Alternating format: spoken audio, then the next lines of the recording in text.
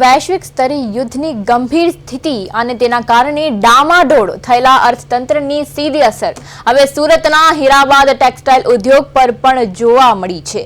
Federation of Gujarat weavers welfare એસોસિએશનની આજે એક મહત્વની બેઠક યોજાઈ હતી, જેમાં સુરતના હજારો વીવર્સ હાજર રહ્યા હતા। બેઠકમાં સર્વાનુમતે નિર્ણય લેવાયો છે કે હવેથી ટેક્સટાઇલ ઇન્ડસ્ટ્રીઝ માત્ર એક જ પાળીમાં ચલાવવામાં આવશે।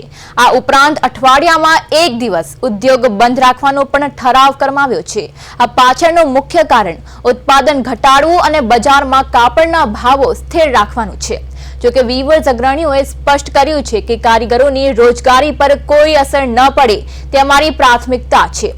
જે એકમો 24 કલાક ચાલવા માંગતા હોય તેમની સામે કોઈ વિરોધ નથી, પરંતુ ઉદ્યોગના હિતમાં આ સંયુક્ત નિર્ણય લેવામાં આવ્યો છે।